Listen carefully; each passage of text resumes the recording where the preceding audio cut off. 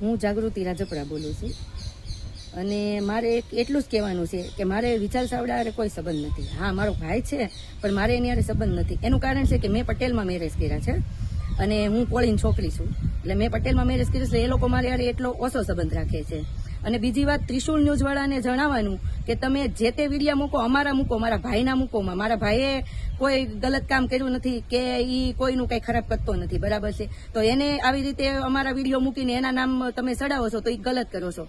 ઈ આપમાં છે અને હું ભાજપમાં છું, બરાબર છે? કે જે તે સમયે અહીંયા અમારે આપની મિટિંગ ચોથા વિભાગમાં થવાની હતી, છતાં મને કાર્યાલયે બોલાવીને કીધું હતું કે તમે આપની મિટિંગ નહીં કરવા થવા દેતા અને મિટિંગ તો આપણી ભાજપની જ થવા જોઈએ, બરાબર છે? તો હું ભાજપના પ્રચારમાં હતી, મેં ભાજપની મિટિંગ ચોથા વિભાગમાં કરી હતી અને હું ઈ પ્રચારમાં હતી. હું ભાજપ વાળા જોડે હતી, હું આપવાળા જોડે છું નહીં, બરાબર? તો છે ને તમે એને આમાં ઇન્વોલ્વ નહીં કરો.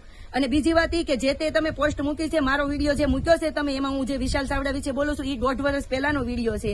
અને એ લોકો અજાણ્યા શખ્સ પોલીસનું નામ દઈને અહીંયા આવીને અમારી જોડે ગેરવર્તન કરતા હતા, મારી ફ્રેન્ડ જોડે ગેરવર્તન કર્યું, એટલે મેં એને માર્યો હતો. અને વિશાલ ચાવડાનું નામ લઈ અને મને બોલતા હતા, એટલે માથથી ગુસ્સો આવ્યો કે ભાઈ તું એનું નામ હું કામ લઈને મને બોલશો, બરાબર છે? એટલે હું બોલી હતી.